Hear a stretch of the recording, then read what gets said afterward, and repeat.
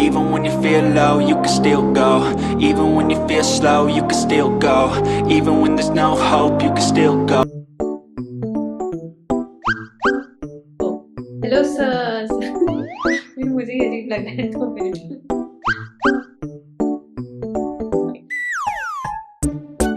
Hi sir, welcome to my podcast. मैं आपको introduce पहले खुद ही कर देती हूँ कि आप मेरे सीनियर रहे कॉलेज में। इट इज़ माय प्लेजर कि आप मेरे इनविटेशन पे इतनी जल्दी आ गए for this podcast and for this session. सबसे पहले thank you so much for that. My privilege. नहीं, इट्स माय प्लेजर। तो ठीक है, तो यहाँ से हम शुरू करते हैं। तो हमारे इस सेशन में मैं बता देती हूँ कि क्या होता है। तो फर्स्ट पार्ट जो होता है वो एक्सपीरियंस पे होता है। जो लाइफ एक्सपीरियंस रहा है उस पर हम डिस्कस करते हैं कि how this can be helpful for the young minds, कि वो अपने लाइफ में अगर कोई भी चीज़ ऐसी सिचुएशन में पढ़ते हैं, किसी भी पर्टिकुलर सिचुएशन में, तो उससे कैसे डील कर सकते हैं। And the second part is more kind of technical, कि आपकी प्रोफेशनल लाइफ में आप किस चीज़ पे काम कर रहे हो, तो उस पे ज़्यादा इम्फेसिस होता है कि दैट यू कैन टेल कि अभी आप किस टेक्नोलॉजी पे या किस स्ट्रीम पे, किस फील्ड में काम कर रहे हैं। Okay. तो हम शुरू करते हैं। तो आप सबसे पहले आप यहीं से शुरू कर दीजिए कि आपका जो काम है इस वक्त वो क्या है। प्रोफेशनली आप किस पोजीशन पे क्या काम कर रहे हैं। And I still go, go, go, go, go, go, go. Right now, I'm working with Tata Motors in Jamshedpur, and I'm working as senior manager in Kaizen department. Kaizen comes under TQM, Total Quality Management, or this is a department which takes care of the efficiency part as well as the SQPDCME part in the entire value chain. What is this SQPDCME acronym? This is the safety, quality, productivity, delivery, cost, morale, and environment. So these are the 7 parameters uh, that you can say KPIs for the entire value chain. Value chain जो मैंने कहा होता क्या है कि जैसे मैं Tata Motors में हूँ तो टाटा मोटर्स एक ऑपरेशन, हमारा प्रोडक्ट क्या है, तो मैं I am into commercial vehicle. Okay, तो हमारे सप्लायर्स हैं जिससे मैं हम लोग रॉ मटेरियल्स लेते हैं, वहां से प्रोसेस करके फिर मेरी गाड़ी आगे डीलरशिप में जाती है और वहां से कस्टमर्स को जाती है। सो this is the value chain. तो इस वैल्यू चेन में kaizen is not just confined of working in Tata Motors.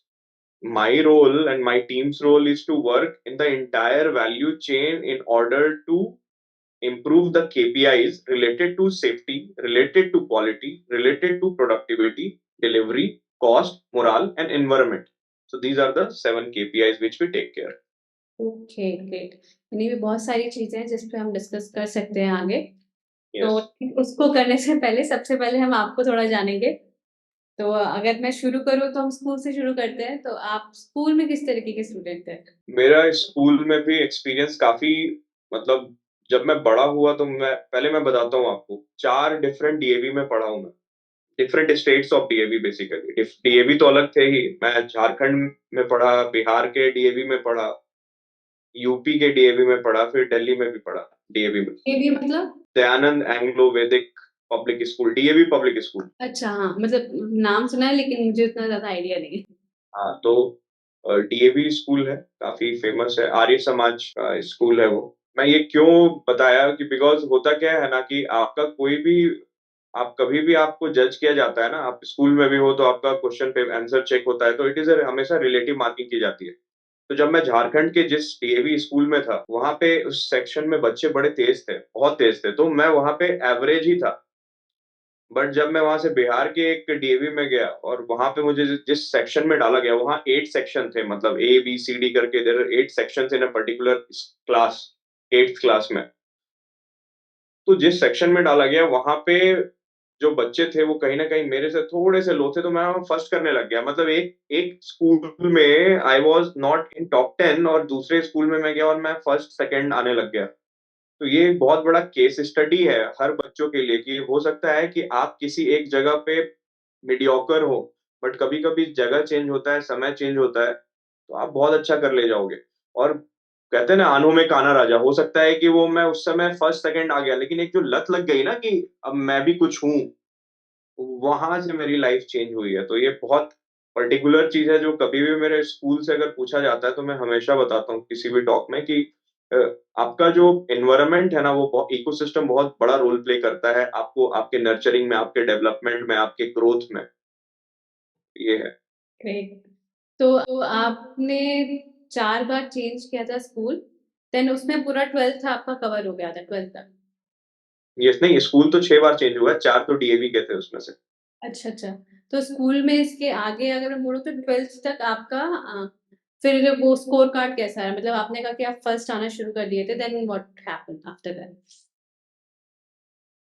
देखिए 12 तक भी मेरा, देखिए एवरेज जनरली हम लोग क्या है, 70-80% मान जिसको आता है उसको एवरेज स्टूडेंट कहा जाता था उस टाइम पे। अब तो 90s भी बहुत, जिस तरीके की स्कोरिंग हो रही है आज के डेट में, 90% को एवरेज कर दिया गया, 85 to 90।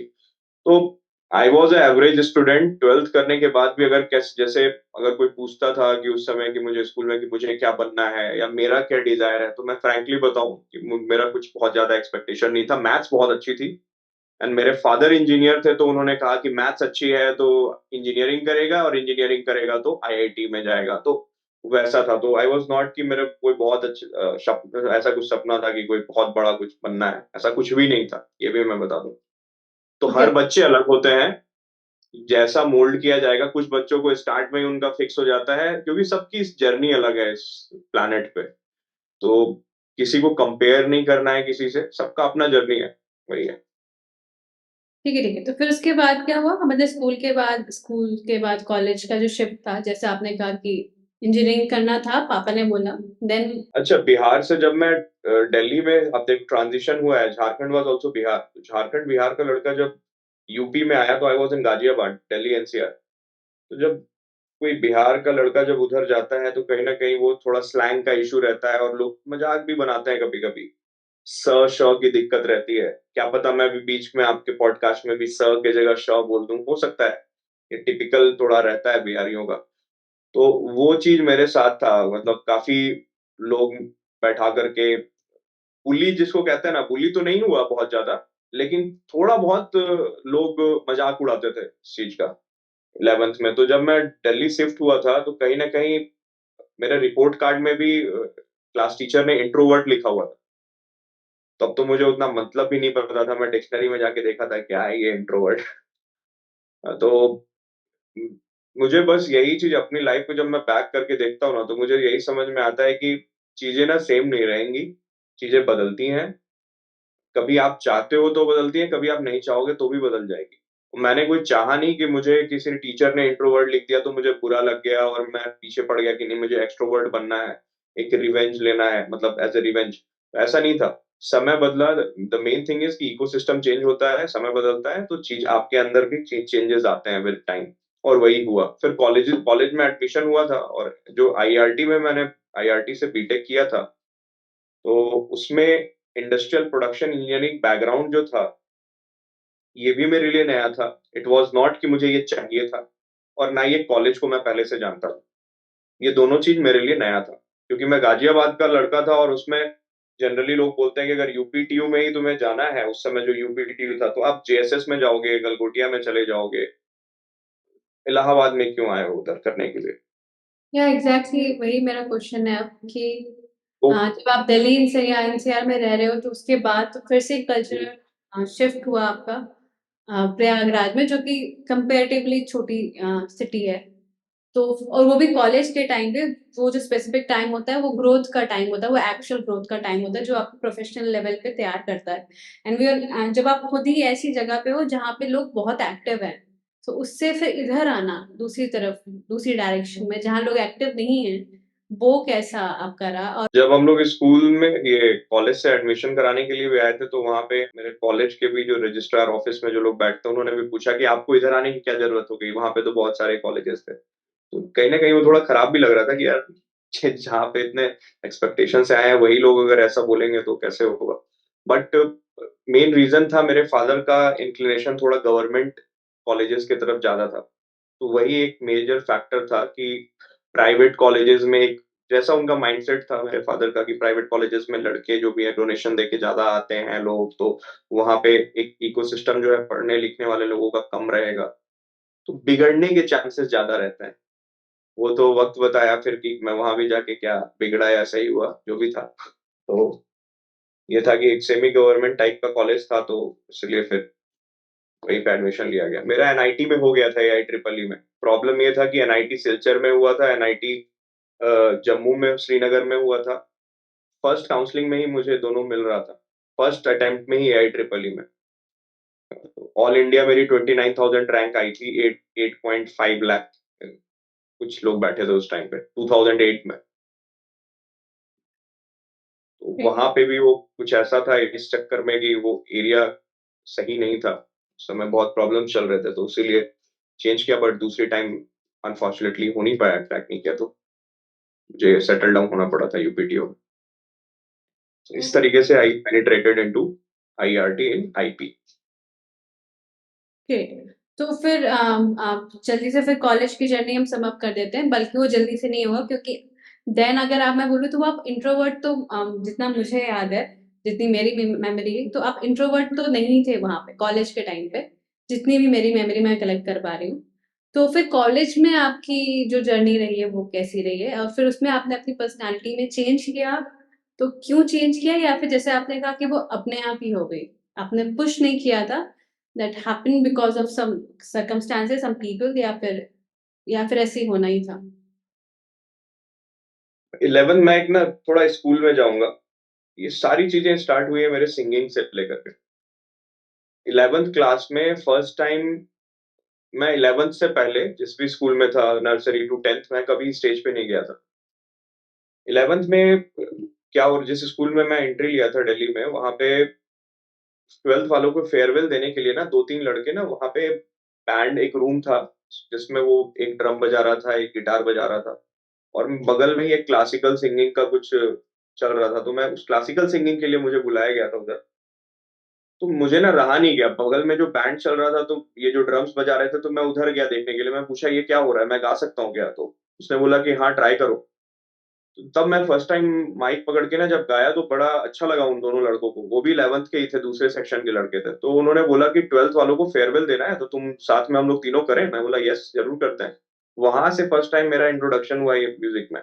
जब मैं 11th क्लास में गाया ना वहां पे गाना, तो एक अलग सा चीज हुआ, एक फेम मिला। मतलब जो एक नया लड़का स्कूल में आया है और उसने एक गाना गा दिया, और लोग जानने लग गए। जब गाना खत्म होने के बाद अगले दिन स्कूल आ रहा हूँ, तो लोग पहचान रहे कि अरे तुम वही हो ना जिसने भुला दो गाया था, बहुत अच्छा। तो एक ना वो जब आपको एक नशा सा हो जाता है ना, जब लोग जानने लग जाते हैं, तो वो मजा आने लगता है फिर थोड़ा कि अरे यार, मतलब सडनली आप लाइमलाइट में आ जाते हो। तो जब कॉलेज में ज्वाइन किया ना, तो फिर एक फेस्ट अपना जो हम लोग फ्रेशर्स देते हैं, फ्रेशर पार्टी होता है, तो फ्रेशर्स में फिर से एक मौका मिला।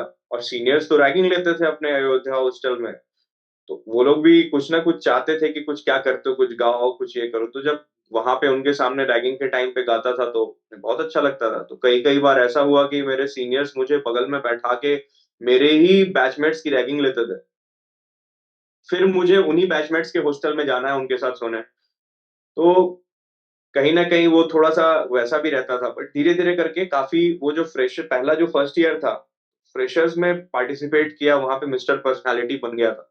ये गाना गाना और गिटार थोड़ा थोड़ा बजाने लग गया था। तो वहीं से एक मेरा, कहते हैं ना कि जिसको पहचान बना।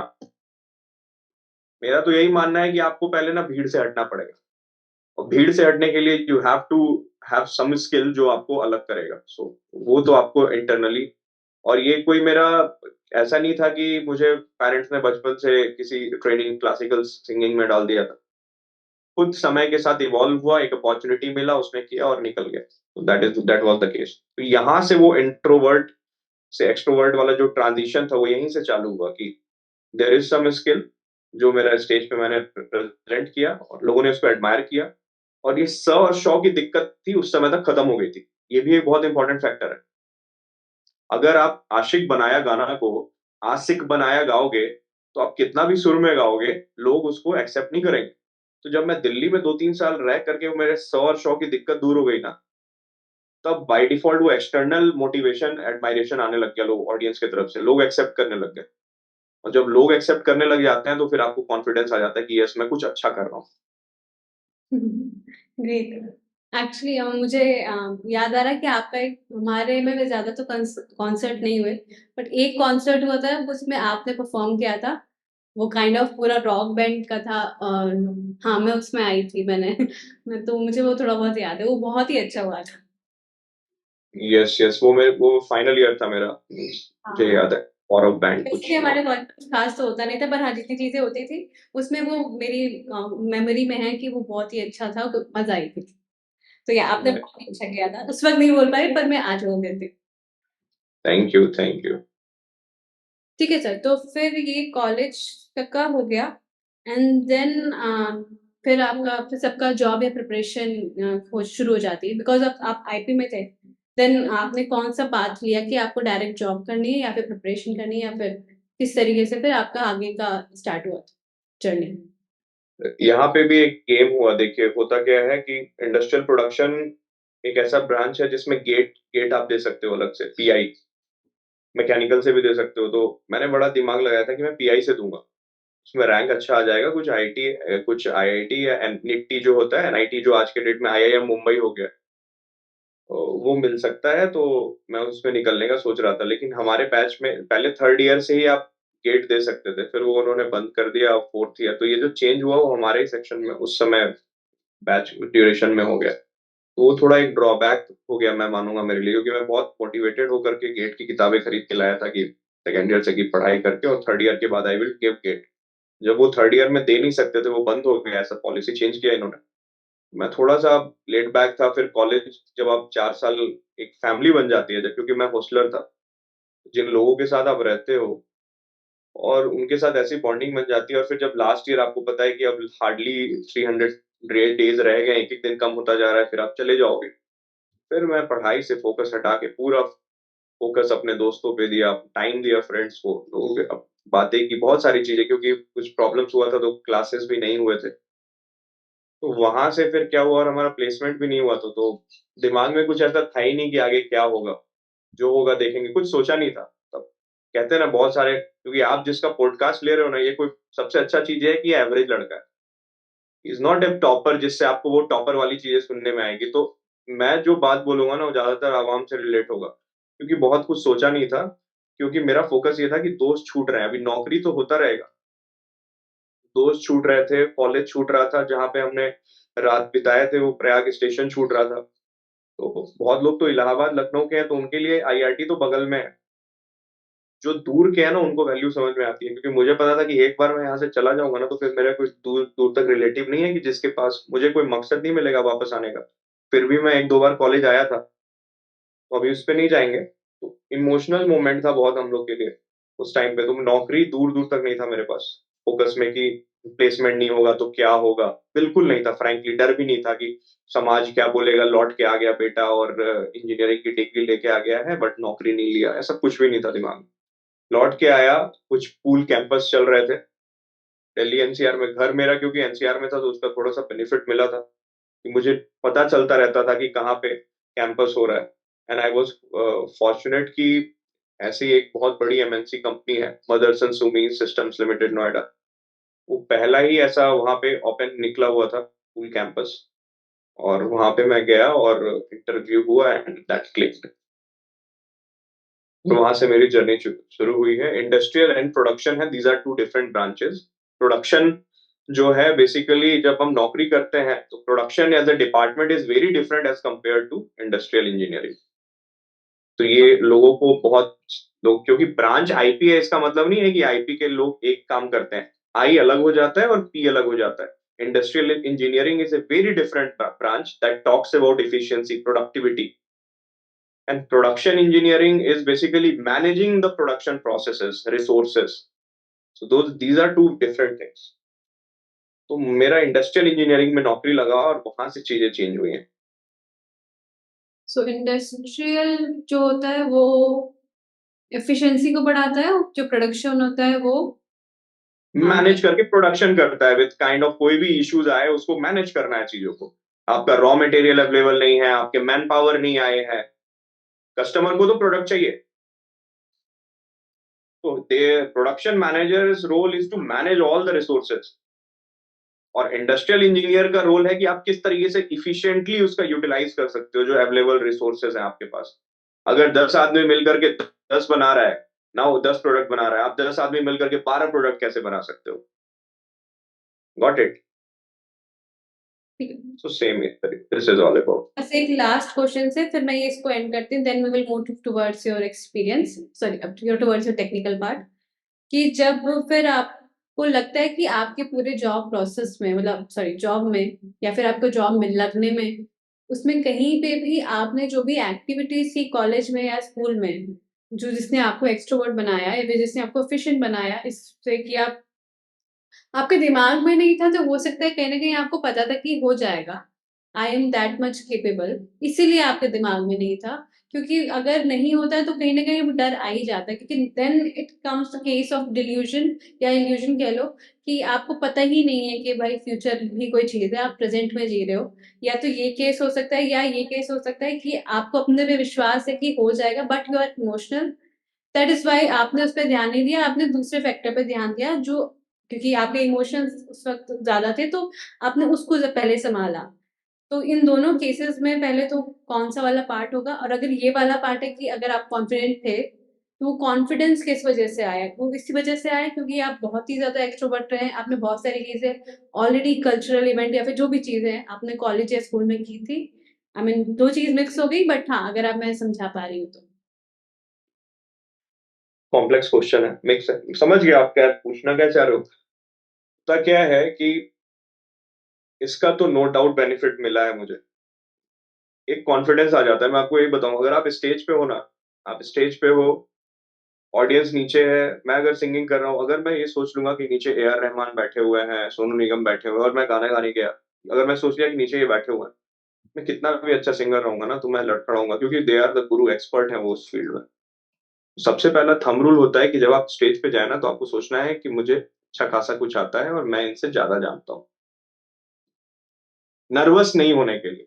ये एक गुण है। जब आप इंटरव्यू में बैठते हो ना, तो वो कॉन्फिडेंस तभी आएगा जब आपको आपके नॉलेज में, आपका जो नॉलेज है ना, वो आपको एप्ट है एज पर द ये, आपको पता है कि जो मुझे आता है, क्योंकि वहां पे आपसे वो टेक्निकल नहीं पूछने वाले हैं। एज अ फ्रेशर जब आप पहला इंटरव्यू फेस करते हो, तो आपका कॉन्फिडेंस लेवल चेक करते हैं विथ रैंडम क्वेश्चंस। और वो कॉन्फिडेंस लेवल आपका, अगर आप एक स्किल में अच्छे हो ना, तो बाय डिफॉल्ट वो इंड्यूस होता है, that induction happens by default. अगर एक भी स्किल में आप अच्छे हो और आपको पता है कि आप अच्छे हो, ये भी होना जरूरी है, एक चीज में अच्छे हो और आपको नहीं पता है कि आप उस चीज में अच्छे हो, तो भी कॉन्फिडेंस नहीं आएगा। तो आपको ये होना जरूरी है, सेल्फ बिलीव होना अपने ऊपर जरूरी है। वो बिलीव तभी होगा जब आपके पास कुछ हटके है लोगों से। तो मुझे कहीं ना कहीं पता था कि इंटरव्यू दूंगा तो वो बोल्डनेस अलग तो दिखेगा। 4 साल अगर मैं कहीं ना कहीं स्टेज पे इतना कुछ किया हूं, तो कुछ तो नेचर में इन्फ्लुएंस हुआ होगा उसका, जो एक बोल्डनेस आएगा बात करने का, बात आएगा, एक ठहराव आएगी बात करने में। ठहराव तो चलिए लेट लेट से आता है, बट एक बोल्डनेस तो आ ही जाता है टू फेस द क्वेश्चन। आप बहुत ज्यादा पैनिक नहीं करोगे, क्योंकि स्टेज पे जिस बंदे ने परफॉर्म कर लिया या कुछ भी कर लिया, वो स्टेज से ज्यादा पैनिक नहीं होता है। स्टेज बहुत पैनिक देता है। जब आप इतने क्राउड बैठी रहती है सामने, आपके हाथ पे माइक है, बहुत लोग का हाथ कांपता होगा, कांपता है, जानता हूँ मैं, मेरा भी कांपता था स्टार्ट में। मैं एक बार दो बार चार बार किया, फिर भी प्रॉब्लम आ रहा था। मैं बोला, यार इतनी बार गा चुका हूँ, फिर भी क्यों डर लगता है? वो ना समय के साथ जाता है धीरे धीरे। ये आप बहुत कुछ नहीं कर सकते हो। मेडिटेशन करते हैं बहुत लोग, सबका अपना अलग फंडा है, ये कॉपी पेस्ट रूल नहीं है। तो मुझे पता था कि एक स्किल अच्छा है, उससे कॉन्फिडेंस लेकर के मैं दूसरे पे गया। ठीक है। तो आपका नोएडा में जॉब हो गया था, एंड देन आपका जो स्विचेस हुए हैं उसको आप अगर थोड़े बता दें कि किस किस तरीके से फिर आप इस टाटा मोटर्स में आप आए थे। तो हाँ, आपकी इंडस्ट्री सेम रही है, मतलब जिस इंडस्ट्री में आपने पहले, जिस स्ट्रीम में, सॉरी जिस स्ट्रीम में आप इंडस्ट्रियल इंजीनियरिंग में आप आए थे, तो वो इंडस्ट्रियल इंजीनियरिंग आज भी आप उसी पे हैं, आपका स्विच नहीं हुआ था, एंड देन उसी। टाटा में आकर के स्विच हो गया है। मदरसन में ज्वाइन किया था एज ए इंडस्ट्रियल इंजीनियर, वहां से I switch to Denso. Denso was a Toyota group company, तो उस वहां पे भी सेम ही प्रोफाइल था। डेंसो से I went to Mahindra, Mahindra and Mahindra limited Mohali, in tractor tractor division था, स्वराज, स्वराज ट्रैक्टर्स। तो वहां पे भी सेम ही प्रोफाइल था इंडस्ट्रियल इंजीनियरिंग का। But when I join Tata motors in 2018, वहां पे प्रोफाइल थोड़ा सा ट्वीक किया और एक्सपेंड हो गया। प्रोडक्टिविटी, जो इंडस्ट्रियल इंजीनियरिंग है वो केवल प्रोडक्टिविटी पे बात करती है। Kaizen talks about improvement across all the KPIs of SQPD CME. वहां पे फिर बहुत सारे चीज जुड़ गए। तो 6 साल में जो मैंने इंटायर वैल्यू चेन में काम किया, इससे पहले जो मैंने काम किया था वो कंपनी के अंदर काम करता था। अब तो मैं कंपनी के बाहर सप्लायर्स में भी जा रहा हूँ, डीलर्स में भी जा रहा हूँ, वेयर हाउसेस में भी जा रहा हूँ, तो मेरा दायरा बढ़ गया। The scope of work expands multifold in kaizen department in Tata Motors. Okay, तो हम इसको दो चीजों में स्प्लिट करते हैं। पहला आपका जो फर्स्ट 6 ईयर, एंड देन हम काइजन और टाटा मोटर्स की बात करेंगे। तो जो पहला आपका 6 ईयर था जिसमें आपने स्पेसिफिकली इंडस्ट्रियल इंजीनियरिंग में काम किया, आप उसके बारे में, बस इस स्ट्रीम के बारे में, या फिर किस तरह का काम इसमें होता है, या फिर अगर कोई आता है इसमें वो उसे किस तरह का काम मिलेगा, और किस तरह के लोगों को आना चाहिए, आना चाहिए तो बात की बात है, बट हाँ अगर कोई आता है तो उसे किस तरह का काम मिलेगा, ये चीज, और आपने कैसा काम किया ये बता दीजिएगा। And then we will move to your current position and the current work, if I am clear. Yes yes yes. Marketing, market में एक्चुअली इंडस्ट्रियल इंजीनियरिंग का प्रैक्टिकल नॉलेज बहुत लोगों को नहीं है कि काम क्या करता है, तो ये क्वेश्चन बहुत एप्ट है आपके शॉर्ट्स बनाने के लिए। इंडस्ट्रियल इंजीनियरिंग का रोल क्या रहता है? इंडस्ट्रियल इंजीनियरिंग के लोग कभी भी हायर किए जाते हैं ना, तो कहीं पे भी अगर वैल्यू क्रिएट हो रहा है, एक प्रोडक्शन की लाइन है या मशीन है जिसपे ऑपरेटर्स काम कर रहे हैं, तो इनका रोल रहता है ये टाइम स्टडी करते हैं सबसे पहले। They do the time study कि उस काम को करने में कितना समय लग रहा है। तो उस टाइम स्टडी को करने के लिए आप मोबाइल से स्टॉप वॉच यूज कर सकते हो, या आपके पास कैशियो का स्टॉप वॉच वो रहता है, वो यूज कर सकते हो, या फिर आप वीडियो रिकॉर्डिंग कर सकते हो कैमरा से। सो time study is the first thing which is being done. उसके बाद आप मोशन स्टडी भी करते हो कि आदमी जो काम कर रहा है, कोई भी अगर आदमी या औरत जो भी है काम कर रही है, तो उसका मोशन क्या हो रहा है, कितन क्या बेंड कर रही है, कितने दूर से सामान को उठा के लेके आ रही है। वो सारी चीजें जिसको हम लोग कहते हैं work study, in technicality we call it as work study. Work study is it comprises of time study and motion study. तो इस दोनों चीजों की स्टडी की जाती है, प्लस हर के काम को इक्वली डिवाइड किया जाता है। That we call it as line balancing. So this is a major job. तो हम उसमें क्या करते हैं, जब आप लाइन को बैलेंस करोगे ना, तो किसी का काम ज्यादा है तो उसको कम करके किसी दूसरे को काम देते हो आप।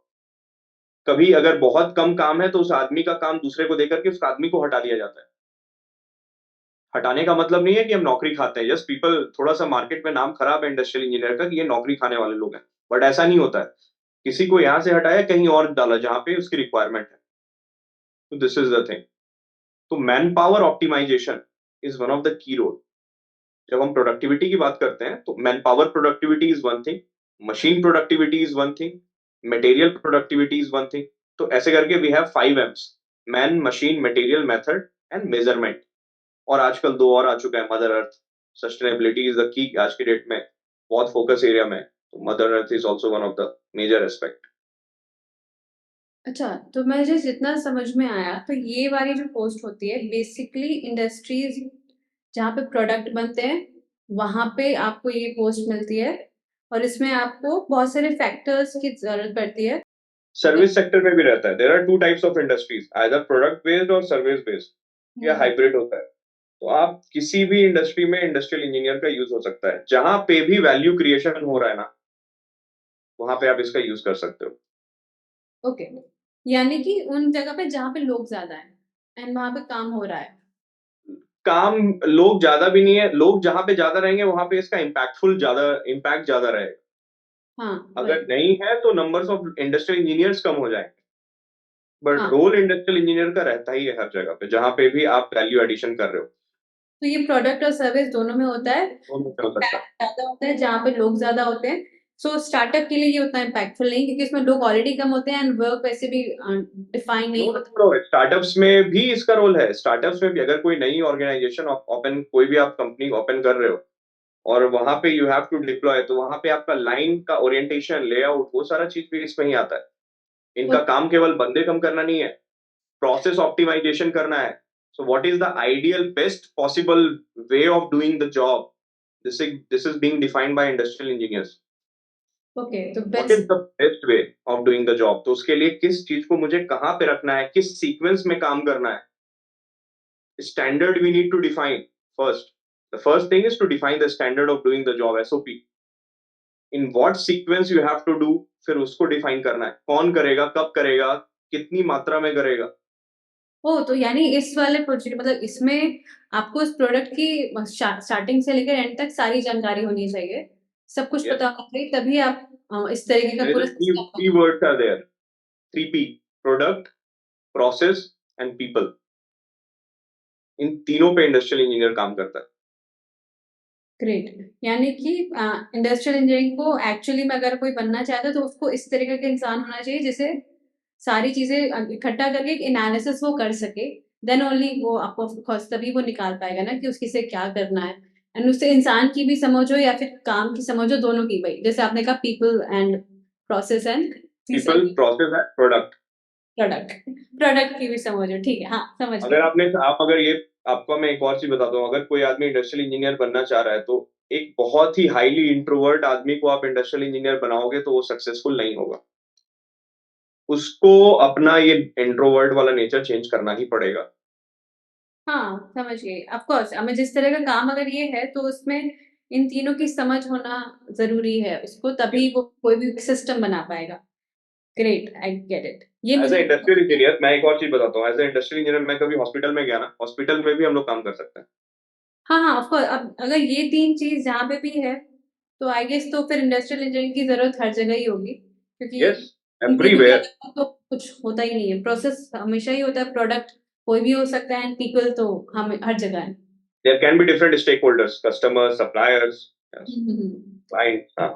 तो ये मुझे एक्चुअली में नहीं पता था, ये मेरे लिए बहुत नया है और अच्छा है। ओके सर, तो इसके अगर इसमें अगर कुछ और बचा हुआ जिसको आपको शेयर करना हो तो आप कर सकते हैं, then we will move towards kaizen. Industrial engineering point of view से अगर मैं और कुछ बताऊं तो, हाँ, एक साइकोलॉजिकल पॉइंट ऑफ व्यू से भी मैं बताता हूँ कि अगर जैसे ह्यूमन बिहेवियर मैंने देखा है कि किस तरीके के आदमी इंडस्ट्रियल इंजीनियरिंग में ज्यादा सक्सेसफुल है। जनरली जो जीटीज होते हैं, जो कॉलेज से फ्रेशर्स आते हैं, अगर आप उनको इंडस्ट्रियल इंजीनियरिंग डिपार्टमेंट में डालते हैं, उनका सक्सेसफुल होना ज्यादा परसेंटेज में है एज कंपेयर टू किसी ने अगर प्रोडक्शन में बहुत साल काम कर लिया है, फिर उसको आप इंडस्ट्रियल इंजीनियरिंग में डालोगे ना, तो जैसा मेरा एक्सपीरियंस रहा है, बहुत डाइवर्स लोगों से मैं मिला हूँ, they are not very successful. वो बहुत ज्यादा टाइम तक इंडस्ट्रियल इंजीनियरिंग में मतलब काम नहीं करते हैं, वो मूव कर जाते हैं। उसका रीजन ये है कि वो कहीं ना कहीं एक बायसनेस आ जाती है, क्योंकि यहाँ पे आपको आदमी को, आप प्रोडक्शन में रहते हो तो कोई नहीं चाहता है कि मेरे लाइन पे कोई आदमी आकर के मेरा बंदा हटा जाए। मैं चाह, आप समझ रहे हो, मेरे लाइन, ये मैं लाइन का मैं हेड हूँ और मेरे लाइन में 50 मैन पावर्स काम कर रहे हैं। एक इंडस्ट्रियल इंजीनियर आया और बोला कि आपके लाइन पे ज्यादा आदमी लगा हुआ है, आप 5 मैन पावर हटाओ और उसके बाद आप उतना ही बनाओ जितना आप 50 मैन पावर से बनाते थे, वो 45 मैन पावर से बनाओ। तो हमेशा ना प्रोडक्शन और इंडस्ट्रियल इंजीनियर के बीच में एक वॉर चलता रहता है, मैं सही हूँ, मैं सही हूँ। तो दिस इज, तो कोई अगर प्रोडक्शन में काम किया हुआ आदमी अगर इंडस्ट्रियल इंजीनियर बनता है तो वो जस्टिफाई नहीं कर पाता है एट टाइम्स जॉब को। तो जनरली जीईटीज को ही अपॉर्चुनिटी दिया जाता है, क्योंकि वो फ्रेश माइंड के होते हैं, उनके दिमाग में कुछ भी ऐसा कुछ नहीं रहता है बायसनेस। कोई फ्रेशर कॉलेज से आता है ना, तो उसको आप मोल्ड कर सकते हो कैसे भी, कुछ नहीं है उनके दिमाग में। ऐसे इंडस्ट्रियल इंजीनियर्स ज्यादा सक्सेसफुल होते हैं as compare to non GET. ये जो जॉब पोस्ट होती है वो भी उसी जगह ज्यादा होती है कि जहाँ पे इंडस्ट्रीज है, एज इन आपने तो बता ही दिया कि ये हर जगह यूज होता है, मतलब हर जगह ही इनकी पोजीशन होती है, बट ज्यादातर अगर मैं देखूँ तो जहाँ पे इंडस्ट्रीज ज्यादा होंगी वहां पे ये पोस्ट के लिए उनको ऑफकोर्स जाना पड़ेगा या फिर ज्यादा इम्पोर्टेंस रहेगी। यस, यस, ये बहुत छोटे कंपनियों में ये पोस्ट होता भी नहीं है, मैं आपको बता दूं। हाँ। एमएसएमईज में नहीं होगा, अच्छी बड़ी कंपनियों में जनरली होता है, एमएनसीज में ज्यादातर पोस्ट मिलेंगे। छोटे कंपनियों में इंडस्ट्रियल इंजीनियरिंग के पोस्ट होते ही नहीं है। हाँ, छोटे कंपनीज इन द सेंस की अगर मैं स्केल पॉइंट ऑफ व्यू से बात करूंगा तो गारमेंट इंडस्ट्रीज में रहते हैं। The kind of job garment industries में आई का बहुत बड़ा रोल है। ऑटोमोबाइल इंडस्ट्री में, एंसिलरीज इंडस्ट्रीज में अगर टायर 2 लेवल तक भी जाते हैं तब भी रहता है। फार्मास्यूटिकल कंपनीज में इंडस्ट्रियल इंजीनियरिंग के रोल रहता है। तो यही है। अब प्रोसेस ओरिएंटेड कंपनी में नहीं रहेगा, आपको स्टील मैन्युफैक्चरिंग में नहीं मिलेगा बहुत ज्यादा। यहाँ तक हो गया हमारे इंडस्ट्रियल इंजीनियरिंग तक बात, तो हो गई थी। इसके बाद अभी जो आपका है, जो मेन आपका करंट पोजीशन में है, काइजन वाला, तब हम उस पे जाते हैं। तो उसका आप शुरू कर सकते हैं कि आप टाटा मोटर्स आपने ज्वाइन कर ली थी जमशेदपुर में। तो राइट। उसके बाद फिर आपका जो स्विच हुआ वो किस तरीके से हुआ, और आपका एक्सपीरियंस उसमें फिर कैसा रहा? एक्सपीरियंस तो बहुत ही अच्छा था, अभी तक बहुत अच्छा चल रहा है। और सबसे अच्छी चीज है कि बोर्डम नहीं है, बोरियत नहीं है मेरे जॉब में। हमारा वर्क प्रोफाइल कैसा है कि हमारा जो काइजन होता है, वन काइजन वो 6 डेज का होता है। 1 week, 1 week 1 kaizen project project kaizen एक प्रोजेक्ट करते हैं जिसमें हम सेफ्टी इंप्रूवमेंट कर सकते हैं, क्वालिटी इंप्रूवमेंट कर सकते हैं, प्रोडक्टिविटी, ठीक है, उसी तरीके से अपना delivery improvement, cost cost improvement और इन्वायरमेंट पे करते हैं इंप्रूवमेंट। तो हर 6 डेज में ना, जिन लोगों के साथ मैं काम करता हूँ वो लोग चेंज हो जाते हैं। अच्छा। सबसे पहला चीज तो ये है। हर 6 डेज में? एवरी 6 डेज में अलग अलग जगह पे काम करता हूँ। Oh. That is the best part of this job. हमारी कंपनी में मोर देन 10,000 पीपल हैं जमशेदपुर प्लांट में, and all types of man power, contractual training. तो जो different type of man powers are there, तो head white collars, blue collars सारे हैं, तो अलग अलग डिविजन्स हैं। और जब हर डिविजन्स में अलग अलग काम होता है, चाहे आज अगर मैं सेफ्टी पे इंप्रूवमेंट कर रहा हूँ, कल मैं प्रोडक्टिविटी पे करूंगा, तो नया लर्निंग हमेशा होता रहता है यहाँ पे, न्यू लर्निंग। जब काइजन से पहले I was already only focusing on P part. P means productivity. Product. अब तो मैं SQPDCME 7 पे काम कर रहा हूँ, पहले तो एक पे फोकस कर रहा था, तो नॉलेज बहुत बढ़ा। दूसरा, इससे पहले मैं कंपनी के अंदर काम कर रहा था, अब कंपनी के बाहर काम करने लग गया, सप्लायर्स में भी जाता था, डीलर्स में भी जाने लग गया। मैं पैन इंडिया अभी तक 30 डिफरेंट स्टेट्स में घूम चुका हूँ टाटा मोटर्स के कारण। डिफरेंट डिफरेंट डीलरशिप्स पे काम किया हूँ। डीलरशिप्स क्या है? जहां से आप जाकर के शोरूम, जिसको बोलते हो आप, शोरूम से आप गाड़ी उठाते हो, डीलरशिप कहलाता है, राइट? डिस्ट्रीब्यूटर बोल दीजिए, डीलर बोल दीजिए। तो that is the touch point जहां पे कस्टमर्स आपके आते हैं। Got it? अगर टाटा मोटर का गाड़ी खरीदना है तो आप डीलरशिप में जाओगे, टाटा मोटर के कंपनी में नहीं आओगे। तो डीलरशिप के लोग कस्टमर से जैसा बिहेव करते हैं ना, ये एक बहुत बड़ा रोल प्ले करता है कंपनी का रेपुटेशन कैसा है उसको बिल्डअप करने में। अगर आपका एक्सपीरियंस अच्छा नहीं है, अगर आप कोई नया गाड़ी खरीदने के लिए गए हो और आपका एक्सपीरियंस अच्छा नहीं रहा, तो आप डीलरशिप का नाम नहीं बदनाम होगा, कंपनी का नाम खराब होता है। और कंपनी का नाम खराब होगा तो बैड माउथ मार्केटिंग के कारण क्या होगा? दूसरे लोग अपने रिलेटिव्स को बोलेंगे कि वहां से गाड़ी मत लो, उनका तो बिहेवियर सही नहीं है। या सर्विसिंग करने के लिए आप जा रहे हो, टाइम पे सर्विसिंग नहीं करके दे रहे हैं, डिले कर रहे हैं। तो these are various factors. There are 3S: sales, service and spare parts, जो डीलरशिप में रहती है। तो इन तीनों फैक्टर्स पे ही कस्टमर्स का आना जाना होता है। गाड़ी खरीदने के लिए जाते हो या गाड़ी की सर्विसिंग कराने के लिए जाते हो। तो दैट्स वाई टाटा मोटर्स में हम लोग as a kaizen person, we are not just working for improving our process inside the factory, but we are equally working for the improvement of dealership, the way dealership is interacting with the customer. Because pan India we have more than 400 dealerships of Tata Motor commercial vehicle, and we want to have the experience across the dealership to be same for the customer. अगर कोई customer Jharkhand के किसी एक city से गाड़ी उठा रहा है, और कोई तमिलनाडु के किसी भी टाटा मोटर के कमर्शियल व्हीकल से अगर गाड़ी रिसीव कर रहा है, तो एक्सपीरियंस अलग नहीं होना चाहिए। So these are the different type of work we are doing in Kaizen. तो डीलरशिप वहाँ होती है जो जहाँ से लोग गाड़ियां लेते हैं, तो वो तो अलग अलग लोग हैंडल करते होंगे ना, वो भी Right. जो प्राइवेट होगा वो डील में प्राइवेट ओनर्स रहते हैं, राइट? तो वहां पे जो प्रोसेसेस होते हैं वहां पे भी आप उतने ही इन्वॉल्व होते हैं जैसे आपने कहा, जितना आप अपने खुद की कंपनी में इन्वॉल्व है, ताकि वहां पे आपकी कंपनी का नाम कोई डैमेज ना हो। राइट। देखिए, मैंने आपको बोला था there are 3 piece people. People across India, हमारा कंट्री कैसा है आप जान ही रहे हो। 20-20 किलोमीटर में थोड़े ट्वीक हो जाता है लैंग्वेज, हाँ। कल्चर बहुत डिफरेंट है, people are different, culture, language. तो कहीं ना कहीं ये एक चैलेंज रहता है जब आप ऐसे नेशन में अपना प्रोडक्ट को लॉन्च करके अब बेच रहे हो, जहाँ पे आपके हर थोड़े थोड़े देर में पीपल चेंज हो रहे हैं। पीपल को आप कंट्रोल नहीं कर सकते हो, you can not manage as a manager, we can not manage people. As a manager, we can manage the system. So first, we need to adhere the system across all the dealership. System को ही हम process बोलते हैं. तो हमको पहले process define करना होगा, and we have to make sure that process is being adhered across the dealership pan India. Okay. This is the thumb rule. तो टाटा मोटर्स प्रोसेस डिफाइन करती है कि अगर गाड़ी बेचना है तो this will be the process, गाड़ी की सर्विसिंग होनी है तो this are the process, and that process need to be adhered. और उसका ऑडिट होता है एवरी मंथ ऑफ हर डीलरशिप का. ऑडिट के स्कोर्स अच्छे रहते हैं तो उसके बोनसेस अच्छे, कुछ रिवॉर्ड मिलता है डीलरशिप को. खराब होंगे तो पेनल्टीज भी होती है. This is how we are controlling this entire 400 plus dealership. Wow! यानी कि आप अगर एज़ अ मैनेजर आप कनेक्ट करते हो तो आप हर देश के सॉरी हाँ, अपने देश के हर स्टेट में जितने भी डीलरशिप्स हैं, उनसे सबसे आप कनेक्शन आपका बनता है और आपको उन सबको मैनेज करना होगा, ताकि आपका जो सिस्टम है, आपका जो प्रोसेस है वो मेंटेन रहे, वो चलता रहे। Yes yes yes.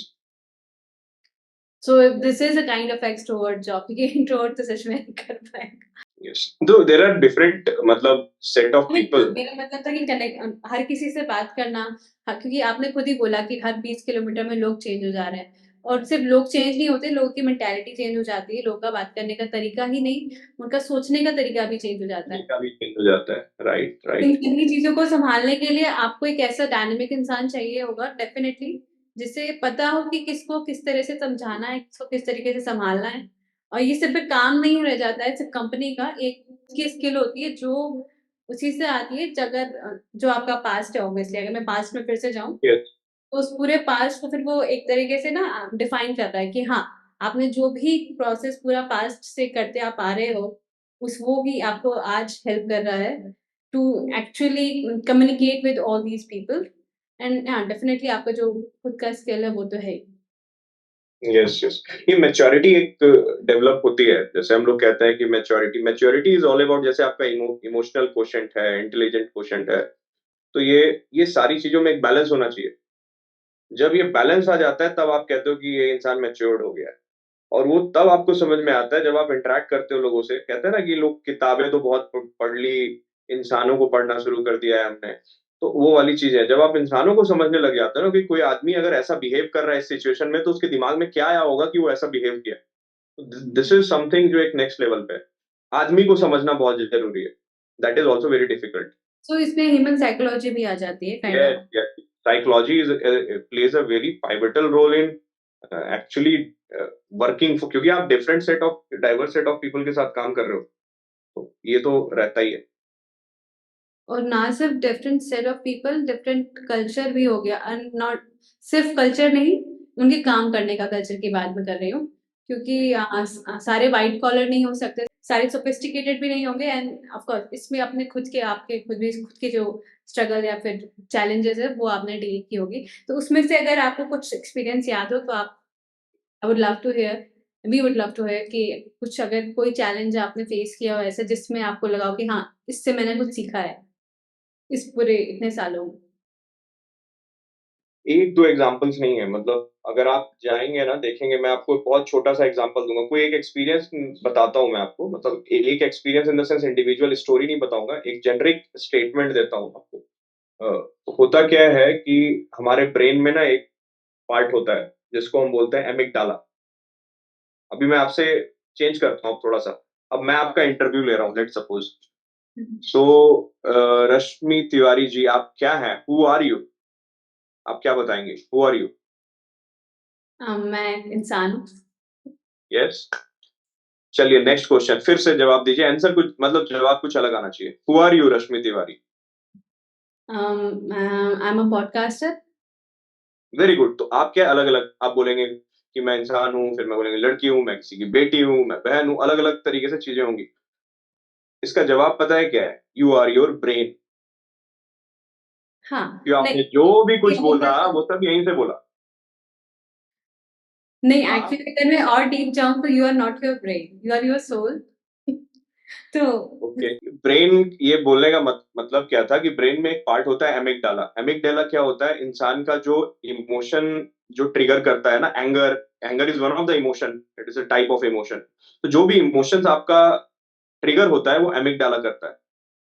आदमी का नेचर होता है कंफर्ट जोन में काम करना। अगर आप किसी को उसके काम में टच पॉइंट करोगे ना, तो वो कहीं ना कहीं निगेट करता है उसको। कुछ अगर गाइड करोगे, कुछ करने जाओगे, उसके एग्जिस्टिंग वर्क को आप कुछ चेंज करने जा रहे हो ना, तो human behaviour, that is a human nature कि वो रेसिस्ट करेगा टुवर्ड्स एनी चेंज, और वो एमिगडेला करता है। यहाँ पे काइजन बहुत बड़ा रोल प्ले करता है। Why kaizen? अगर आज हम इनोवेशन की बात कर रहे हैं, एआईएमएल की बात कर रहे हैं, AIML, artificial intelligence, machine learning, deep learning, IoT, ये सारी चीजें लग गई है। इंडस्ट्री 5.0 पे जा रहे हैं, ऑगमेंटेड रियलिटी की बात कर रहे हैं हम, चैट जीपीटी 4 आ गया है, बहुत सारी चीजें चल रही हैं। यहाँ पे काइजन स्मॉल इंप्रूवमेंट का मतलब क्या है आज के डेट में? होता क्या है कि जिस तरीके से कहता है ना कि देश में बुलेट ट्रेन की जरूरत क्या है, अभी तो रोड्स भी नहीं बने, अभी शौचालय नहीं बने गांव में, तो बुलेट ट्रेन की जरूरत क्या है? ऐसा तो है नहीं। इम्प्रूवमेंट जो है वो पैरेलली होती है। ठीक उसी तरीके से जैसे इनोवेशन इंपॉर्टेंट है, वैसे काइजन इंपॉर्टेंट है। तो मैं बड़ा, जब अब 10-12 साल से काम कर रहा हूँ, तो मैं इंडस्ट्री में, ये मेरे लिए बड़ा इंपॉर्टेंट था कि यार जहां पे भी मैं काम करने जा रहा हूँ, कोई भी प्रदेश बदल जा रहा है, लोग ना, एक्सेप्टेंस लेवल जो है लोगों का वो रहता ही नहीं है। तो ये क्या एक कॉमन कड़ी है लोगों में कि चाहे मैं तमिलनाडु चला जाऊं, चाहे मैं नॉर्थ ईस्ट चला जाऊं, कुछ लोगों को बात बोलता हूं तो वो सुन लेते हैं, उसके बाद करते ही नहीं है, करते अपने मन की है। तो सब में कॉमन चीज जो निकल के आया वो आया उनका दिमाग। तो एज अ इम्प्रूवमेंट, हम लोग को कंटिन्यूस इंप्रूवमेंट मैनेजर भी कहा जाता है। As a kaizen we are as CIM also, continuous improvement manager. As a CIM हमारा ये भी रोल है कि ह्यूमन साइकोलॉजी को समझना, कि कोई आदमी को मैं कैसे अपनी बातों को मनवा सकूं। ये एक बहुत बड़ा चैलेंज है हम लोगों के लिए। तब मैंने ये स्टडी किया तो पता चला कि काइजन क्या करता है ना, जब आप छोटे छोटे इंप्रूवमेंट करते हो, तो सामने वाला का जो ट्रिगर है ना, वो इमोशनल ट्रिगर, वो ट्रिगर होने ही नहीं देता है काइजन। क्योंकि उसको लगता है अरे ये तो छोटा सा इंप्रूवमेंट करना है, ठीक है सर कर लो। यही आप पूरा यहाँ का वहां उठा के इसको ये चेंज कर दो, इसको वहां से उधर रख दो, अगर बहुत ड्रास्टिक, अगर आप कुछ ब्रेक थ्रू चेंज करने के लिए आओगे ना, वो बोलेगा नहीं नहीं, नहीं करना है, हम जो कर रहे हैं वो सही कर रहे हैं। तो सारे एक्सपीरियंस का मूल यही है कि इट इज ऑल अबाउट कि आप किस तरीके से। और आपको एक और चीज है, जो लोग काम कर रहे हैं उसका पेन पॉइंट आपको समझना पड़ेगा। बिकॉज एट द एंड आप कुछ इंप्रूवमेंट करके कहीं पे चले जाओगे कहीं और, जैसे मेरा 6 days में तो काम चेंज हो जाता है, I go hmm to another area for working. Hmm what is the guarantee that the improvement which I have done will sustain? Sustenance is the biggest challenge. दूसरा क्या है कि वहां पे जो आदमी काम कर रहा है उसको मैंने वो चीज सिखा दी है। वो आदमी अगर नौकरी छोड़ के चला गया और एक नया आदमी आया, attrition rate is the second challenge. अगर नया आदमी अगर आ रहा है तो कितनी जल्दी वो चीजों को समझ जाएगा। तो यहाँ पे इंडक्शन हो गया, फास्टर द इंडक्शन। तो यहाँ पे हम लोग को एक रोल होता है कि how we can deskill the job. Skill को, जो जॉब का नेचर है, उसको उसको स्किल रिक्वायरमेंट को इतना कम कर दो कि कोई भी आदमी जल्द से जल्द उस चीज को सीख सके। ये सब चीजों को करना पड़ा जा करके। ये हमारे जो एक्सपीरियंस थे कि हम कुछ भी इंप्रूवमेंट करते थे, सस्टेन ही नहीं रहता था लॉन्ग टाइम के लिए। तो कंपनी को तो बेनिफिट ही नहीं होगा ना, 1 महीने के लिए दिखा दिया आपने तो चमका लिया पीपीटी में बॉस को दिखा के कि वाह सर मैंने बिफोर ऐसा था, आफ्टर मैंने इंप्रूवमेंट कर दिया 20% इंप्रूवमेंट। 2 महीने के बाद आओ देखो कि ये तो वैसा का वैसा है। तो अगर ग्राउंड लेवल पे you have to have a sustenance in the improvement, तो उसके लिए एक्सेप्टेंस बहुत जरूरी है। और वो एक्सेप्टेंस तब आएगा जब आप ग्राउंड पे काम कर रहे मजदूरों की भी बात सुनोगे। हाँ जब वो सुबह से शाम काम कर रहे हैं और उनका काम ऐसा है कि उनको बार बार नीचे से ऊपर देखना पड़ रहा है, देयर इज अ डिस्प्ले। वो एक बार इन्होंने कुछ रीडिंग किया फिर ऊपर देख रहा है। एक कॉमन सेंस है कि यार उसको आप आई लेवल पे लाके रख दो, उसको ऊपर क्यों देखना पड़ रहा है? This this is actually a pain. अगर दिन में आप 300, एक शिफ्ट में 300 टाइम्स ऊपर नीचे कर रहे हो, that is a postural hazard. Turning, bending, twisting, this are, ये एक डिपार्टमेंट है अपने इंजीनियरिंग में जिसको हम लोग एर्गोनॉमिक्स कहते हैं। Ergonomics is a branch of science which deals with the interaction of man with the machine. कितना कंफर्ट है, आई पे स्ट्रेन तो नहीं पड़ रहा है, टेम्परेचर कैसा है, लाइट कम तो नहीं है। So every resource need to be optimum. Working condition आप दोगे तब तो वो काम करेगा, क्योंकि ह्यूमैनिटी इज फर्स्ट। तो बहुत लोग क्या करते हैं ना, उनसे काम करवाते हैं और उनका पेन पॉइंट नहीं समझते। तो हम लोग हमेशा कहते हैं एज ए काइजन प्रैक्टिशनर कि आप कभी भी जाइए तो लोगों से बात करिए जो ग्राउंड लेवल पे काम कर रहे हैं, और उनके पेन को समझिए। क्योंकि जो जहाँ पे वो काम कर रहे हैं इतने सालों से, उनका जब आप पेन समझोगे ना, उनको आप अपनी टीम में ले लोगे, तो वो आपको बहुत सारे सजेशंस देंगे इम्प्रूवमेंट के। क्योंकि day in and out they are working over there. तो कौन नहीं चाहेगा कि मेरा काम आसान हो जाए। यहीं पे कुछ कुछ ऐसे लोग होते हैं जिनको लगता है ये बंदे कम करने के लिए आए हुए हैं, मेरा नौकरी खा जाएंगे। तो वो क्या करेंगे कि वो निगेट करते हैं फिर पूरा, कि हम तो नहीं सर, हम तो ऐसे ही, मुझे बड़ा दिक्कत है, मेरा काम बहुत ज्यादा है, मेरा काम कम मत करिए। धीरे धीरे काम करने लग जाएंगे। जब आप टाइम स्टडी करोगे ना जाकर के उनके काम का, वो स्लो करने लग जाएंगे। आप कर लो, जिस काम को 5 मिनट में करना था वो 7-8 मिनट लगा देंगे। तो ये मैच्योरिटी से पता चलता है कि ये कौन सा आदमी का जो बॉडी मूवमेंट हो रहा है वो कम है या ज्यादा है।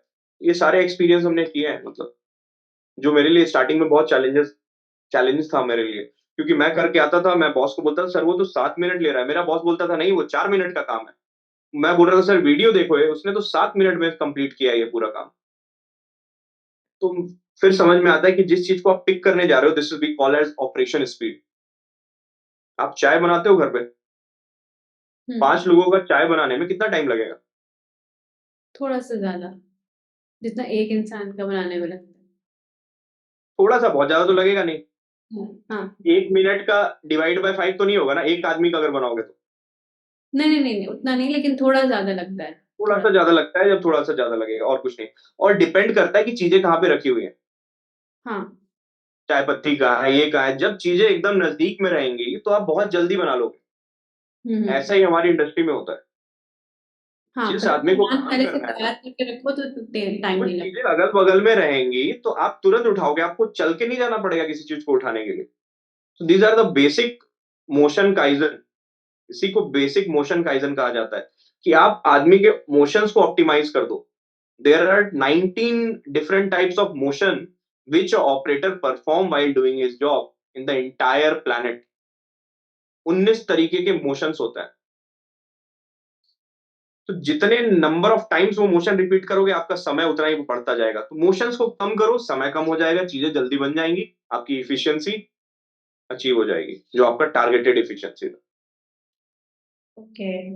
यही है, नो रॉकेट साइंस। ठीक है। तो काइजन एज ए इंडस्ट्री इतना ही रखता है, तो इसके अलावा वैसे मेरा कोई क्वेश्चन तो नहीं, क्योंकि आपने बहुत सारी चीजें ऑलरेडी एक्सप्लेन कर दी इसमें। बट अगर मैं पूछूं कि अगर सिर्फ काइजन के बारे में पूछूं, as a kaizen as a word, अगर आप उसको डिफाइन करना चाहें, आपने बहुत अच्छे से पूरा बता ही दिया कि क्या क्या, इसका एग्जाम्पल भी बता दिया। But kaizen as a word, उसको अगर आप डिफाइन करो तो वो क्या है? पहले आप ये बताओ, फिर मैं पूछती हूँ।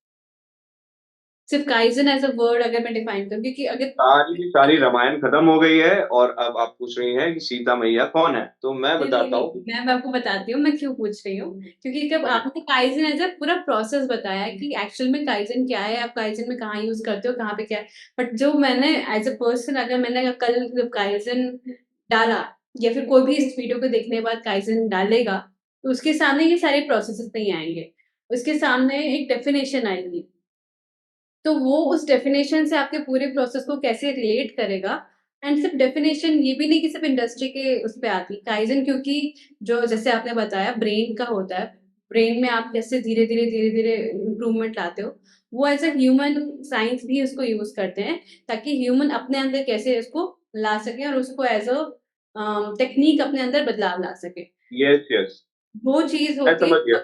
समझ गया। वो चीज होती है जो अगर आप गूगल करते हो तो ये दो चीज आएगी। आपने एज ए इंडस्ट्री पर्सन बता दिया कि कहाँ क्या कैसे होता है, जो कोई भी समझ जाएगा। मैं क्यों पूछ रही हूँ काइजन एज अ डेफिनेशन, ताकि जब वो उसको करें, मतलब गूगल करें, तो वो इन दोनों चीजों को रिलेट कर पाए, एज अ खुद के गॉट लिए इट, गॉट इट। भी, आपकी इंडस्ट्री के लिए भी, कि कैसे, मतलब कैसे अपने अंदर कैसे बदलाव ला सकते हैं, या फिर वो इंडस्ट्री में वो कैसे काम होता है, कि वो ठीक है, एज अ ह्यूमन आप अपने अंदर कैसे बदलाव ला सकते हो।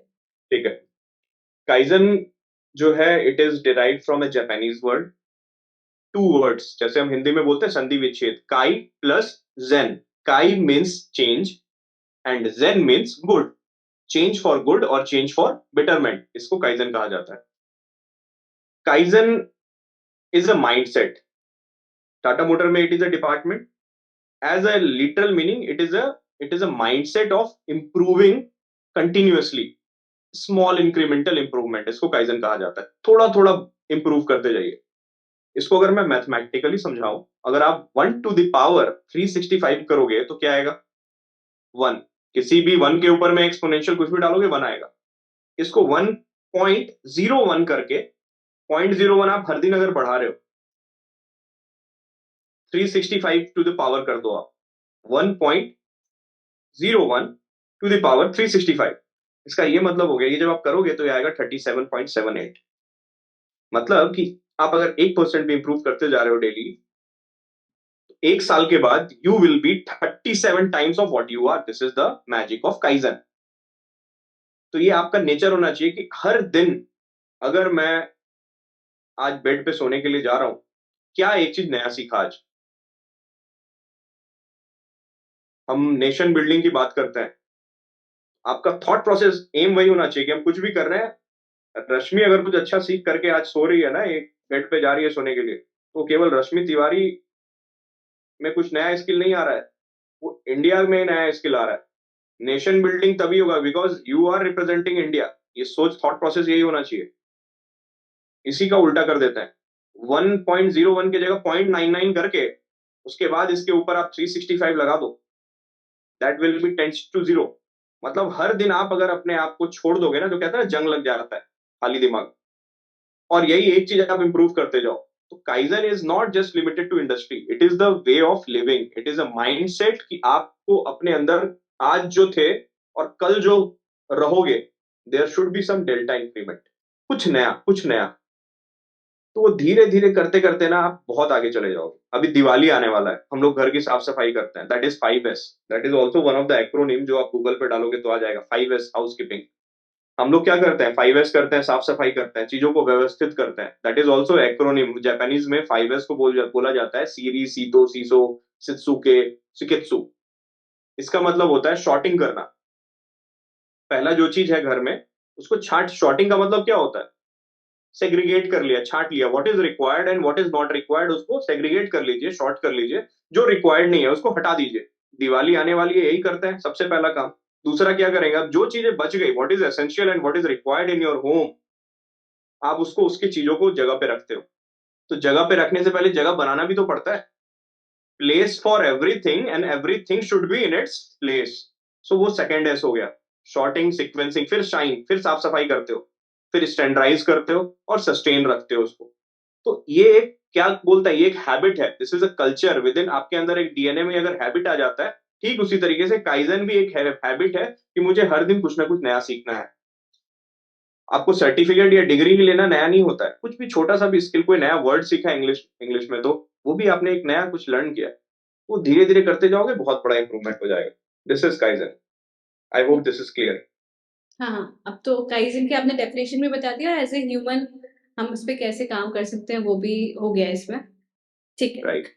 तो आपने उसमें आई थिंक काइजन हम इतना ही रखते हैं क्योंकि हम बहुत सारी चीजें इसमें ऑलरेडी कर चुके हैं। आपने पूरा ही बता दिया as a human and as a industry how this works, और हम उसे कैसे अपने लाइफ में इम्प्लीमेंट कर सकते हैं अपने सुधार लाने के लिए ना। अब दो चीज मैंने आपके लिंक्डइन प्रोफाइल में देखी थी जो मुझे पूछनी थी क्योंकि वो मैंने पहली बार पढ़ी है, change management and vision vision management. ये दोनों चीजें क्या है? Visual management. क्या? Visual management. हाँ सॉरी, सॉरी विजन कहती है, visual management and change management. ये दोनों चीजें अब थोड़ी मैं ऐसे ही बता दीजिए कि क्या होती है, क्योंकि मैंने कभी पढ़ी नहीं, मतलब मैंने सुनी नहीं थी इसके पहले, तो वो क्या होता है? चेंज मैनेजमेंट का मतलब क्या होता है कि अगर आप डेली, लेट सपोज आपको टारगेट मिला कि एवरी डे आपको 1 गाड़ी सेल करनी है, ओके, वर्किंग डे 25 है, तो आपको every month, let suppose every month 25 करना है, तो 1 पर डे आपको सेल करना है। बिकॉज ऑफ एनी सिचुएशन आप 2 दिन गाड़ी नहीं सेल कर पाए, तो ये जो टारगेट है ना, वो आपका सेम नहीं रहेगा, 1 पर डे नहीं रहेगा, the asking rate will increase. Got it? तो चेंज मैनेजमेंट का मतलब ये होता है कि जो आपके रिसोर्सेज हैं, जो मैंने 7 या 5 M's बताए थे ना, man, material, machine, method, management, mother earth, आपके एनवायरमेंट में या सिस्टम में कुछ भी चेंजेस हो रहा है, there is any abnormality which is happening, which is impacting your performance, जिसके कारण आप अपना टारगेट अचीव नहीं कर पा रहे हो, तो how you are managing these things, ये जो चेंजेस हैं, इसी को ही चेंज मैनेजमेंट कहा जा रहा है।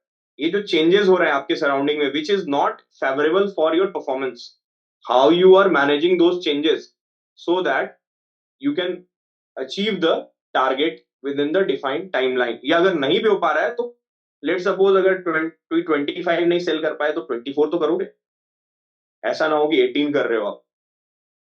तो दैट इज चेंज मैनेजमेंट, कि through changing of the environment और resources how you are managing your job. ठीक। And visual management. Visual management में आप लखनऊ में रहते हो, चारबाग स्टेशन है वहां पे, हाँ, आप स्टेशन पे जाते हो तो आपके पास, आपको कैसे पता चलता है कि कौन आपका जो ट्रेन है किस प्लेटफॉर्म पे आने वाला है? ऑनलाइन वहां पे बोर्ड लगा रहता है, उसपे शो करता है। वो जो बोर्ड लगा होता है ना, that is visual management. Okay. आपने ट्रेन नंबर लिखा हुआ है, वहां पे ट्रेन नंबर के साथ क्या लिखा रहता है, ट्रेन का नाम लिखा हुआ है, अराइवल, जो भी टाइम है किस प्लेटफॉर्म पे लिखा हुआ है। अब प्लेटफॉर्म नंबर लिखा हुआ है, फिर आपको पता कैसे चलता है कि किस प्लेटफॉर्म नंबर, कौन सा प्लेटफॉर्म नंबर क्या है, तो वहां पे साइनेजेस लटके रहते हैं। These are visual management. आप तो हॉस्पिटल में जाते हो तो विजुअल मैनेजमेंट है क्या ना, कि आदमी को बोलने की जरूरत ना पड़े, visually a person can understand कि वो कहाँ पे किस समय खड़ा है, अगर वो बस 5 मिनट इधर उधर देख ले तो। ओके, जो मॉल में जो आजकल विजुअली। यूज हो रहा है, मॉल में आजकल जो यूज हो रहा है, हर मॉल में देख रहे हैं जहाँ पे साइन बोर्ड एक इंसान रहता है, वो बताता है कि इस तरफ जाना है गाड़ी को लेके मॉल के उसमें। That is visual management. Parking में भी हो सकता है हाँ, विजुअल पार्किंग मैनेजमेंट। में, पार्किंग नंबर लिखा रहता है। हाँ। आप मैगडी में, अगर ये आप डोमिनोज में खाने जाते हो तो आपको स्लिप पे आपका नंबर लिखा रहता है, 27 नंबर है या 91 है, तो आप डिस्प्ले पे देख रहोगे अभी क्या नंबर चल रहा है काउंटर पे। तो विजुअल मैनेजमेंट का बेनिफिट ये रहता है कि यहाँ पे ह्यूमन का इंटरेक्शन ह्यूमन से नहीं होगा, एक डिस्प्ले होगा जहां पे विजुअली आपको इंफॉर्मेशन पास हो जा रहा है, तो आदमी इंगेज नहीं है। डोमिनोज ने किसी एक आदमी को वहां पे रखा नहीं, रखा है 97 नंबर, 97 नंबर, कोई चिल्लाता नहीं है वहां पे, आप विजुअली देख लेते हो। That is visual management, you are visual. इसी तरीके से ऑडिबल मैनेजमेंट भी होता है, जहाँ पे अनाउंस किया जाता है यात्रीगण कृपया ध्यान दें, या अगला station Rajiv Chowk, so these are all audible management. तो विजुअल मैनेजमेंट, ऑडिबल मैनेज, तो हमारे जो सेंस ऑर्गन्स हैं डिफरेंट, ये दो मैनेजमेंट स्किल्स हैं, टूल्स हैं बेसिकली। ठीक है सर, तो ये इसको अब इतना ही रखते हैं। मैंने आपका वैसे ऑलरेडी बहुत टाइम ले लिया और आपने बहुत अच्छे से भी बताया, सारी चीजें आपने इतने अच्छे से बताई कि मुझे ही समझ में आ गई। इनफैक्ट मुझे पता भी नहीं था इसका क्या होता है। बट एक लास्ट क्वेश्चन रखते हैं कि आपने एग्जीक्यूटिव एमबीए किया है IIM रांची से। सो उसका उसका आपने डिसीजन क्यों लिया, एंड उसका इम्पैक्ट आपके करियर में किस तरीके से रहा है? मैंने एग्जीक्यूटिव एमबीए आईएम रांची से किया है। अगर आप ज्योग्राफिकली इसको देखोगे तो जमशेदपुर में मैं पोस्टेड हूँ, Ranchi is hardly 3 3 hours from, 130 kilometre away from Jamshedpur. तो ये requirement, it is actually need of the hour. अगर एज ए इंडस्ट्रियल इंजीनियर मैं अपने प्रोफाइल को देखूंगा तो एमबीए अगर इसमें जुड़ता है, बिकॉज इंडस्ट्रियल इंजीनियरिंग को कहीं कहीं इंडस्ट्रियल मैनेजमेंट भी कहते हैं, तो आवर जॉब इज बेसिकली, आप टेक्नो कमर्शियल प्लस एक मैनेजेरियल वाला भी, टेक मैनेजेरियल रोल भी है हमारा। It is not 100% technical role, इसमें मैनेजेरियल एस्पेक्ट भी आता है। तो जब हम इसमें मैनेजमेंट स्किल को जोड़ते हैं, और मैंने जो एमबीए किया हुआ है ये जनरल मैनेजमेंट से किया हुआ है, एग्जीक्यूटिव एमबीए, ये दोनों जब मिलेगा ना तो it is a very deadly combination. Because वहां पे आपको सारे एस्पेक्ट्स जनरल मैनेजमेंट में पता चलते हैं, from marketing to brand management to finance. ये सारा आपको ओवरऑल ऑपरेशंस हो गया, स्ट्रैटेजी हो गया, ये सारा कुछ आपको पता चल जाता है, एक अच्छा खासा ओवरव्यू दे रहा है। 37 सब्जेक्ट्स जो हमने 2 साल में पढ़ाई किया है, उसका दो तरीके से बेनिफिट है as for working professionals like us, कि आपका एक डिग्री जब ऊपर बढ़ता है ना, तो आज के डेट में ये आप हायरार्की जो है, ये पिरामिड है, सब लोग ऊपर नहीं जाएंगे। आपको अगर वर्टिकल ग्रोथ लेना है, growth or promotion is not just vertical, आप एक ही पोजीशन पे दूसरे डिपार्टमेंट में अगर काम करने जा रहे हो, दैट इज ऑल्सो प्रमोशन, क्योंकि वहां पे आपका भले सैलरी नहीं बढ़ा लेकिन आपकी लर्निंग बहुत ज्यादा बढ़ती है, क्योंकि अब आप कंप्लीटली डिफरेंट डिपार्टमेंट में काम कर रहे हो। That is horizontal promotion.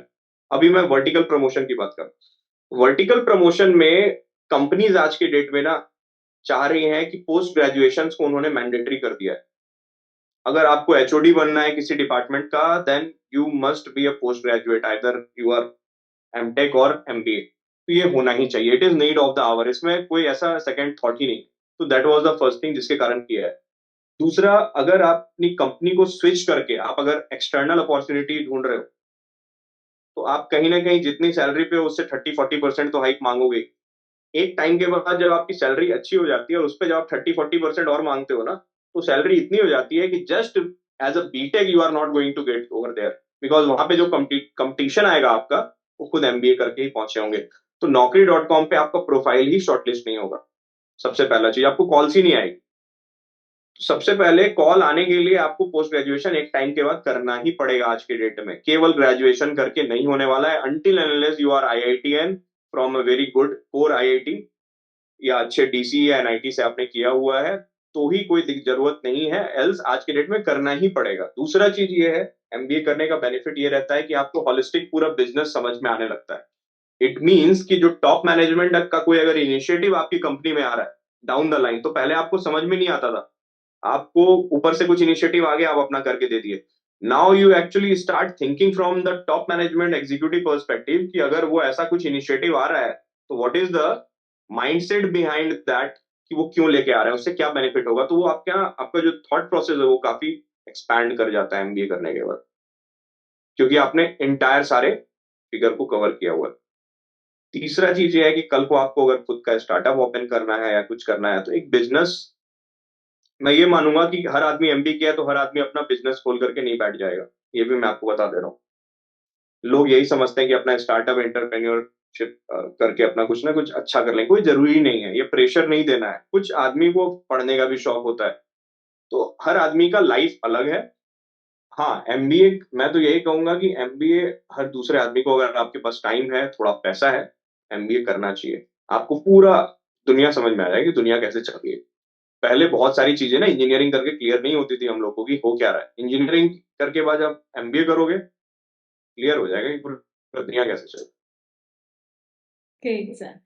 ठीक है, तो एक और, सॉरी, बस एक लास्ट क्वेश्चन, क्योंकि आपने पैसे की बात की। तो इस इंडस्ट्री में अगर मैं मनी वाइज पूछूं, लाइफस्टाइल वाइज पूछूं, तो उसमें लोग क्या एक्सपेक्ट करके आ सकते हैं at initial level and then experience level, कि उन्हें कितना, मतलब कितना मिलेगा, या फिर किस हिसाब से वो सोच सकते हैं? इंडस्ट्रियल इंजीनियरिंग में पैकेजेस का अगर मैं स्टार्ट से बात करूं, तो किसी भी, आप एज ए जीईटी जब ज्वाइन कर रहे हो ओईएम्स में, आपका 4-3-4 लाख से ही चालू होता है। ओईएम्स में 6 लाख से चालू होगा एज ए जीईटी जब आप ज्वाइन करते हो, 6 लाख, 7 लाख, 8 लाख। मैं ऑटो ओईएम्स की बात कर रहा हूँ, automotive OEM. OEM is original equipment manufacturing company. तो ये कहीं ना कहीं आप पे भी डिपेंड करता है कि आप स्विच, क्योंकि स्विच इज द की। आपको अगर स्विच करना है तभी आपका इम्प्रूवमेंट होगा, अदरवाइज वो बेसिक 10% 15% बढ़ता है, लेकिन एक टाइम के बाद जाकर, जैसे मेरा 10-12 साल का एक्सपीरियंस हो गया है, इसके बाद जाके स्टैग्नेंसी आ जाती है इंडस्ट्रियल इंजीनियरिंग में। आपको एक ब्रॉडर एस्पेक्ट में सोचना पड़ेगा, और जस्ट बिकॉज क्योंकि आजकल डिजिटलाइजेशन और इंडस्ट्री 4.0 आ गया है, तो industrial engineering has to merge with some AI. आपको स्किल्स एडहेयर करना पड़ेगा, सीख एक्वायर करना पड़ेगा, तब जाकर के you can actually transform this I into business excellence. अब जो ये आई है ना, ये 10 साल तक रहता है, इसके बाद ये 20 साल वाले इंडस्ट्रियल इंजीनियर का काम नहीं करता है। 20-25 में या तो एक एचओडी होगा एक डिपार्टमेंट में, पूरे एक कंपनी का एक head of industrial engineering department होगा, बट इतने सारे लोग कहाँ जाएंगे। तो ये स्ट्रीम्स निकलती है, business excellence, process excellence, TQM, इन सब के हेड्स भी बनते हैं।